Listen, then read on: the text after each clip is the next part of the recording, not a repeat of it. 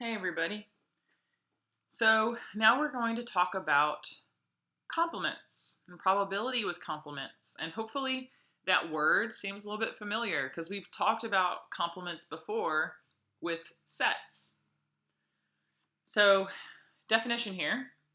The complement of an event E, denoted by e to the little c, that's the same notation we used in sets.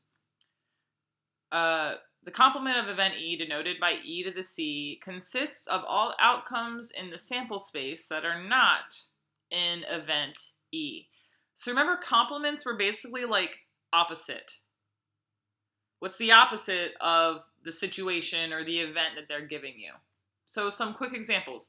Number one, well, we're going to describe the complement of the following events. So number one, rolling an even number on a die. So if that's our event, what's the complement of that event? Or in other words, what's the opposite of that event? Well, if you're not rolling an even number, you're going to be rolling an odd number. So that would be the complement of rolling an even number. It's the opposite. We switched from even to odd. Number two, from a class of 52 students, choosing students over the age of 21. So if that's our event, what's the opposite of that, or the complement of that event? So if for a regular event, we're choosing students over the age of 21, the complement would be choosing students. And we want to be very careful here. When they're picking for the regular event, they're choosing students over the age of 21. They're not including 21. They're not saying 21 and over. They're saying specifically over 21. So the complement of over 21 would be choosing students that are 21 and under. So basically that 21 needs to be included somewhere. It's either going to be included in the main event or the complement of the event. And it wasn't included in the main event because they said over 21. So that means the complement is going to be 21 and under. Number three, choosing a face card from a standard deck of cards. What's the complement of that? Well, what do you think? Choosing a non-face card, right? Choosing any other card that's not face. So just remember, face cards are like Jack, Queen, King, and Ace, and everything else is not a face card. So choosing a 2, 3, 4, all the way up to 10, that would be the complement. You're not choosing a face card.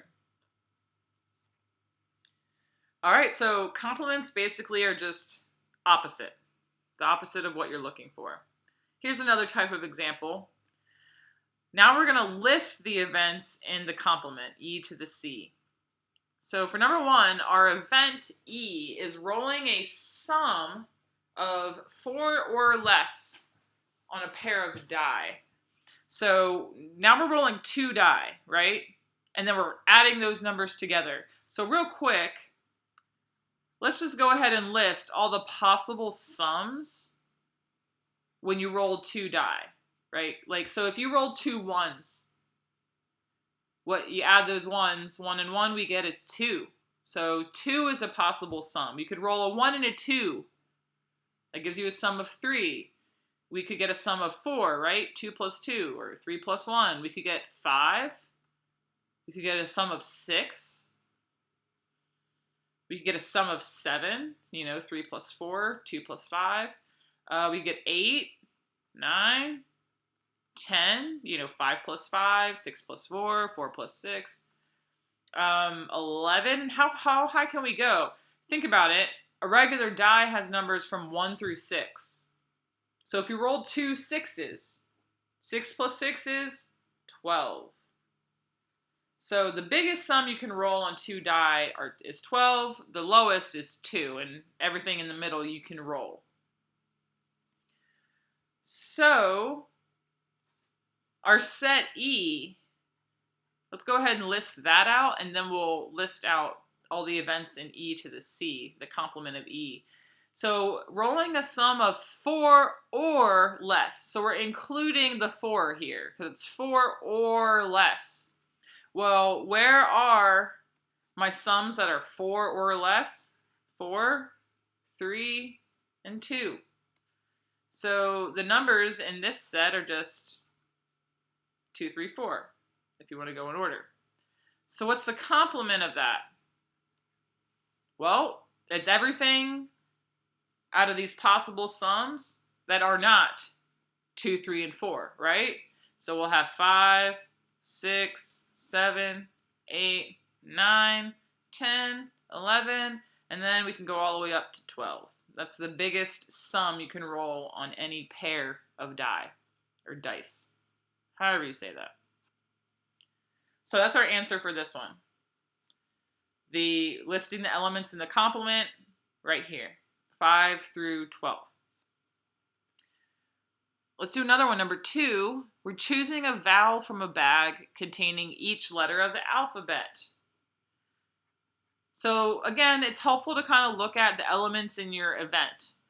So choosing a vowel. What are our vowels in the English alphabet? We have A, I, E, I, O, and U. We're not including Y. Right? These are the only vowels that you can choose from the alphabet. So the complement of that, and this should definitely be familiar because we've done problems like this with set theory. What's the complement of choosing a vowel? Or in other words, the opposite of choosing a vowel? That would be choosing a consonant, right? So like B, C, D, F, G, H, all the way down to Z. Just make sure that they're all consonants. I'm not going to go through all of them.